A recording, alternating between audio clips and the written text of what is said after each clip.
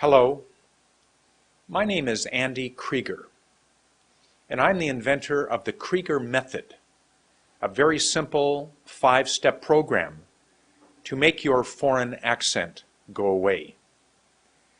I'd like to thank you for buying this DVD and showing that extra interest and initiative to try and make your life better.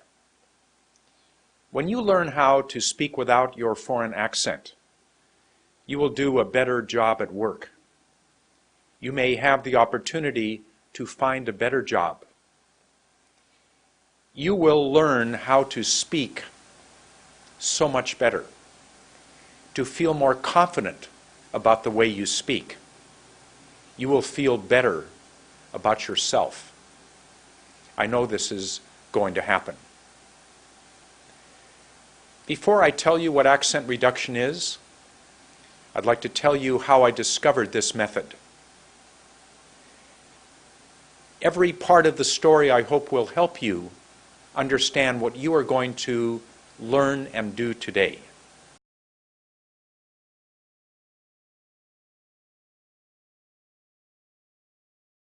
Of no importance to you, except when I was in high school, I was very active on student council. And I was making announcements at 3 o'clock on the PA, talking about dances and school activities. Often when I would walk down the hall at the end of the day, sometimes kids would come up to me and say, "Andy, where are you from?" I thought, what a silly question. Why would they ask where I'm from? As far as I knew, people from San Francisco and Vancouver, Canada, we all talk the same. Why would they think that I'm talking in a different way because they think I'm from somewhere strange? I never thought about it, but it will be an important part of the story. I was lucky enough to go back to San Francisco to go to Stanford University, where I studied history and geography, no accent reduction. I was ready to graduate, and a visitor came to Stanford to give a speech. His name was Sargent Shriver. He was the brother-in-law of President Kennedy, who had been assassinated. I loved President Kennedy, and I was very excited to see someone who was a member of his family. So along with 2,000 other students, we filled the auditorium. I think there were about 2,000 of us. And I remember this man talking about the Peace Corps. He was the head of the Peace Corps. The Peace Corps is and was a government organization to get volunteers like me to go to poor parts of the world and be teachers for 2 years.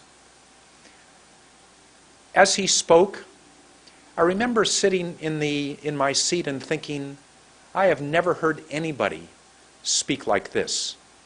I was totally enamored, in love with the way that this man spoke. I just could not believe how wonderful I felt listening to him say the words.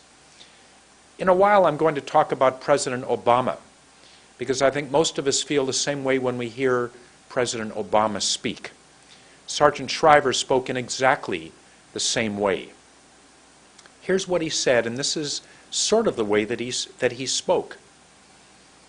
He said, "You have a wonderful opportunity to do something with your life, to do something of value, to go to Africa, go to South Asia, go to South America and be a teacher for 2 years as a volunteer in small villages and large cities and help people who need your help.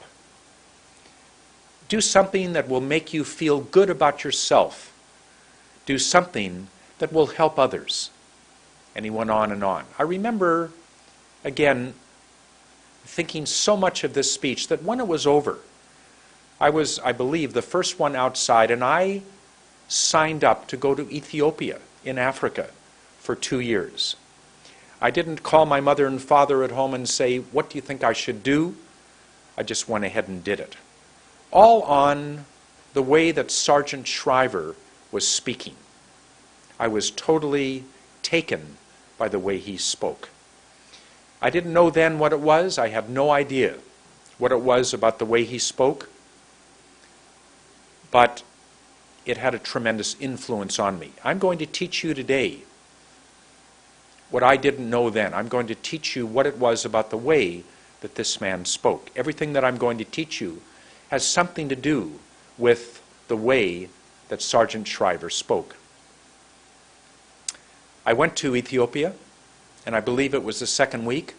There was a knock on the door. One of my students appeared, a little boy by the name of Kadani. He said, "Mr. Andy, you are speaking too fast. We cannot understand you." So I realized then that I needed to speak more slowly. You've all received a 6-page sheet that accompanies this DVD, and I want you to look at number 1, which says, "Speak more slowly." So ever since many years ago, I have always tried to speak more slowly. I came back from Ethiopia, and I was a teacher in Vancouver, Canada for, I believe, 7 years, where I taught 7th grade and 10th grade, all subjects, also Canadian history. Late 1970s, I got married and moved to California. And in California, I had a job for 14 years where I was hiring extras for movies. I was an extra casting director. I hired extras for movies such as Pretty Woman. When Julia Roberts walks down Rodeo Drive, I hired all the extras who walked on the sidewalks and were the clerks who didn't speak, who waited on her in the stores. And I did Rocky IV and Star Trek The Next Generation and Back to the Future and Ghost and thousands of TV shows, movies, and commercials. That is of no importance to you except at lunchtime. I had the opportunity every day for 14 years to go to lunch to the Warner Brothers studio and watch movies being made. In the beginning, I was quite excited to have this opportunity, but after a while, I began to, I'll use the word, fall in love with the way that actors were speaking. I loved listening to the way actors were speaking as they made their movies.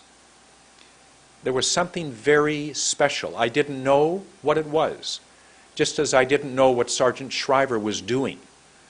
But I loved hearing these actors speak. I'm going to tell you today, later, what it is, the way that actors speak, that will allow you to copy the way they are speaking. I came back from Los Angeles in the early 90s, and I got a job downtown Vancouver working with actors. I got a job at their union office. Lots of movies are made in Vancouver, and I worked downtown in their office. Of no value to you until in 1997. I got a phone call from an American producer who was in Vancouver to make a movie.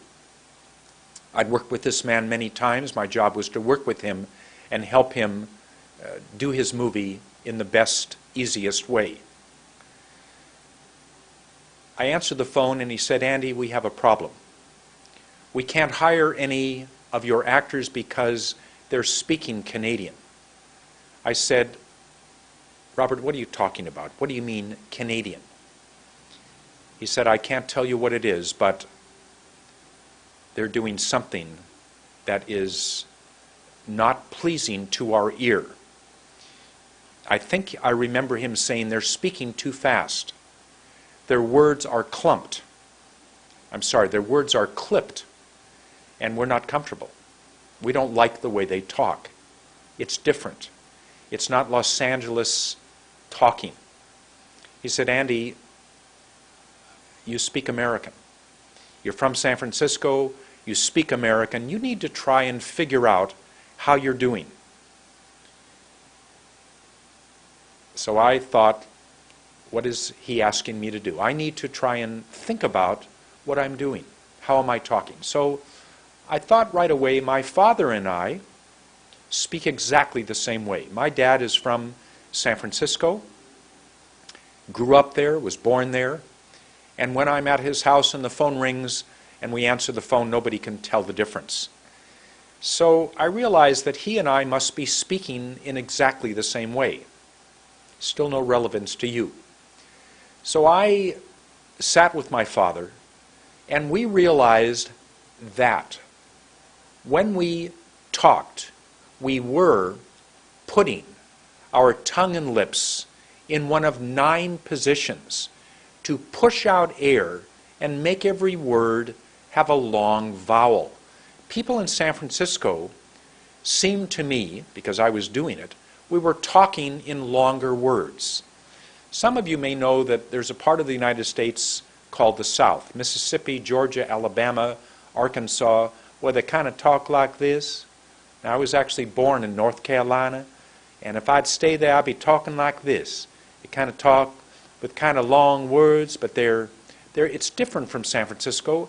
But both parts of the country have very long words. It just happens that in San Francisco, we get into some kind of a position before we say a word. So I knew enough to realize that I was putting my mouth in one of 9 positions. When I said a word that began with a B, I didn't say best, I went best. I didn't say why, I went why. I didn't say fast, I went fast. That's the way I was talking. I was making my words longer. Again, no connection with you. So I thought, okay, there are 9 different positions. Every word that begins with an A, E, I, O, U, I go like this. Ask. Often. For the B, M, and P, I went like this. Best. Mention. Patiently. For the D, J, N, and T, I'm skipping a few. Let's try the D, J, N, and T. I put my tongue above my top teeth, like this. Doesn't. Time. Look how long that word is. Time. The F and V. Fast. Very. For the W was why. For the TH was that. Not that, but that. So I knew enough to go to my boss and say, Richard, I think I can teach these actors how to speak American. He said, go ahead. If you can do something to help them get work, sounds great, go ahead. So I began to teach. And in the second week, there was another knock on the door. And I looked over and I saw a lovely black man from West Africa at the door. I knew him. I said, yes, Francis. He said, Andy, want to come to your class? In a very heavy, strong accent. I remember standing there and thinking, no way. Absolutely no way. I don't know what to do with this man. I wouldn't know at all what to do. But it was a very cold day in Vancouver. It doesn't usually get this cold, but it was really cold. And I knew Francis had nothing to do this day. This was a 2-hour class. I thought, he has nothing better to do. I will let him sit in the class just to keep him warm. He was a lovely man. I had a seat. I said, Francis, have a seat.